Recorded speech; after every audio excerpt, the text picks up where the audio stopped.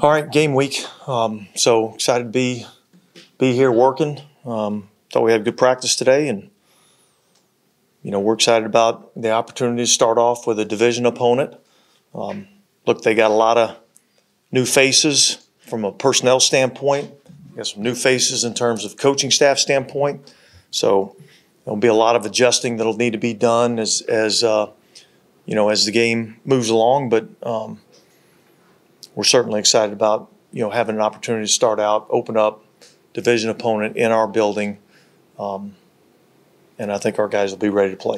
This might be a weird question, but when you bring in new staff and guys that maybe have different DNA, obviously Pete and them are kind of the same as the others. What's the chemistry building process for you and the defensive staff with the offensive staff, and the communication and just kind of building that up? Yeah, look, I think that's always kind of a work in progress, and I think that's just, in general around here, I feel like we've always worked really well together, offense, defense. We compete at a high level, and yet, we all understand that what we're trying to do is just get better as a team, and so. I think that just kind of develops over the course of time, and ultimately that's my job to make sure that there's cohesion within the staff. You know what I mean? And that's part of the hiring process. You want to make sure that you're bringing in guys that are team first type of attitudes, along with being great teachers and being solid. Whether it be solid schematics, solid relationships, there's a lot of different factors that go into that. How do you identify the team first aspect?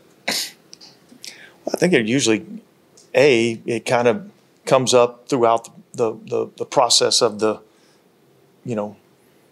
call it evaluation. We talk to a lot of people, and so it's not a whole lot of secrets in our league. So you pretty much know the guys that are difficult to work with. And guys that you feel like can come in here and fit into our culture and do the things that we need them to do and still operate at a high level and be able to be successful. Dennis, I don't know how introspective you want to get on Monday of the first game, but as you stand here ready to start your third season as head coach, anything stand out about that gives you more confidence from what you've experienced and learned from the last 2 years? Well, look, I think everybody grows as you gain experience, and so I think I'm in a better place than I was even at this time last year. I think I continue to grow more and more confident because I see the players believing in the message. I see the players coming together the way that I want them to come together. Now, obviously, we got to go out there and do it on Sundays. That's what it's all about. And so I saw some improvement in that regard last year. I've seen more improvement as we've gotten to this point this year. And so, I'm extremely confident in my ability to do this job, and I'm extremely confident in our team's ability. Dennis, your thoughts on Carolina's quarterback for this year? Well, I think he only played one series in the preseason, and it was a pretty effective series. They were able to move the ball down the field. They scored a touchdown. They got him out of the pocket a few times, got him on the move some. Looked like he was making some checks at the line of scrimmage. Looked like he was comfortable in the things that they're asking him to do. I've always felt like this is a guy that's poised in the pocket. I've always felt like this is a guy that understands how to navigate the pocket and move in the pocket. And so, look, I think, our ability to affect him in a lot of different ways, whether it be rush, coverage, how we rush him, rush integrity, maybe some different looks, I think that's going to be important. As with any quarterback, it starts with that player, and the more you're able to affect him, the more success you're going to be able to have. Been able to identify sort of what characteristics Dave Canales brings to an offense? Is it a scheme, a system? Obviously, he's had success. Well, look, we played against his scheme and his system last year in Tampa Bay, and you see a lot of carryover into what they're doing. He's a guy that's been, committed to being able to run the football. Obviously, they've bulked up their offensive line, a couple of additions inside, and they're a big, physical offensive line. I thought they ran the ball well at times during the preseason, so I think that's certainly something that they want to be able to do. I think some of the play action pass, some of the movement passing game with the quarterbacks, obviously part of what they do. So I see a team that's well coached. I thought, look, they came in here against us early in the season last year and beat us pretty good. I thought they out executed us. I'm talking about their offense, Tampa's offense versus our defense, and so I know they're a well coached group, and I know we're going to have our hands full. With what he was able to do with Baker last year, how do you kind of anticipate that with young being a quarterback? Like, how do you factor that in? Well, look, I mean, there's probably some similarities, and yet there's probably a significant number of differences between the two quarterbacks. I think that kind of remains to be seen. Exactly what they want to do. Like I said, I mean, they looked to me like they ran their offense in that one series that he played. And, there's some runs, some play action, some quick game. There's a little bit of everything in there. You wanted a safety to kind of step up opposite Tyron. Are you closer to that process, or is it something? Yeah, look, I mean, I feel good about where we're at the safety position. I mean, obviously we've got, 4 available to play on the active roster right now, and so I feel good about where we're at, and we'll have Tyron will be out there, and we'll have a guy out there next to him that can play pretty well. We didn't see a Billy Gay practice today.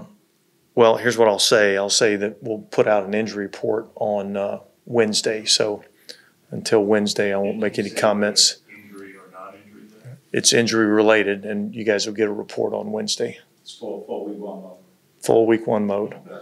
When you say you're in a better place, more confident now, are there any examples of something that happened last year, or are you able to do this all? No, I just think that's part of growing, in your job.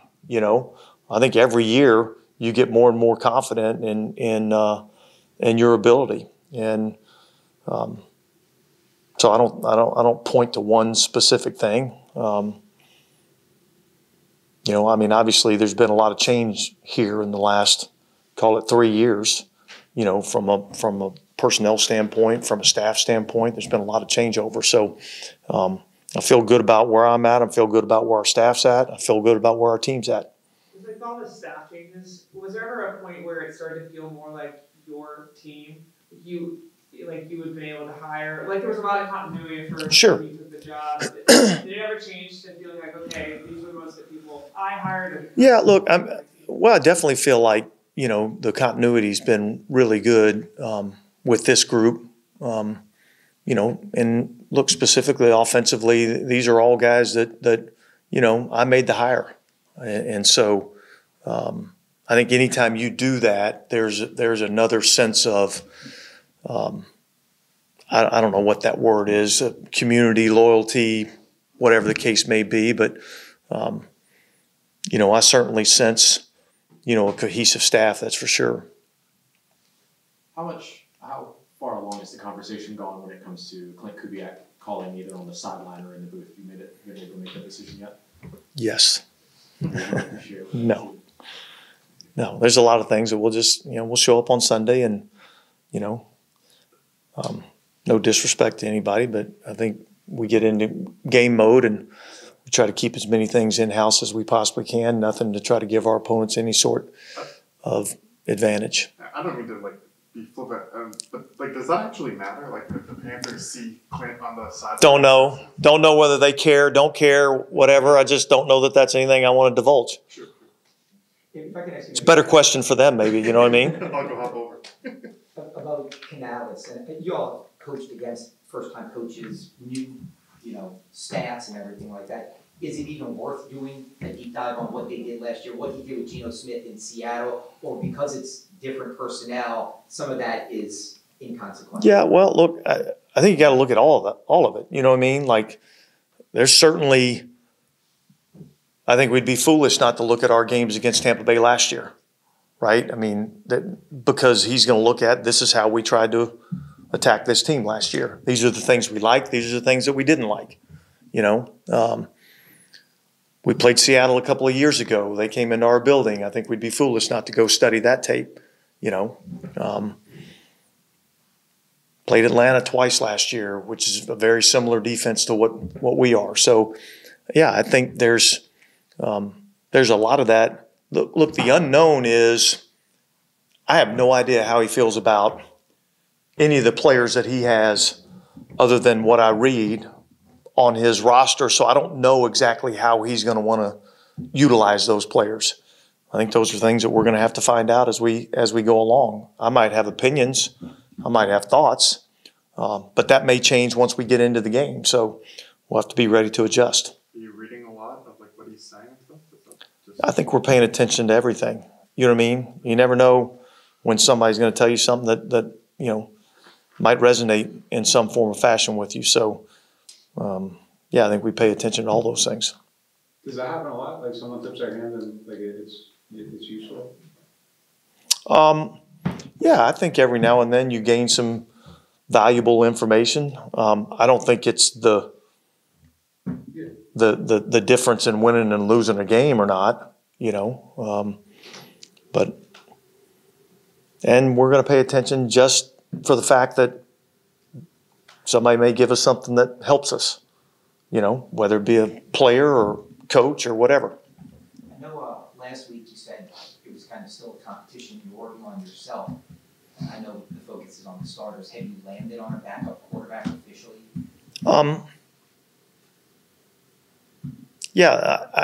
I think that's going to be something that we're going to continue to evaluate as the season goes on. Obviously, somebody's going to be the number 2 come game day. I think that declaration has to be made on Sunday, so that's probably when we'll make that declaration. And I think both of Jake and Spencer both need to practice. I think they both need to try to develop. The reality is when you get into practice, whoever the backup quarterback is, and I don't care whether it's a young player or a veteran player, in all the years that I've been in the league, that player gets very, very few, if any, first-team reps in practice. Unless there's extenuating circumstances as, like there was last year where Derek was a little bit limited on some days. And I don't anticipate that being a whole lot different.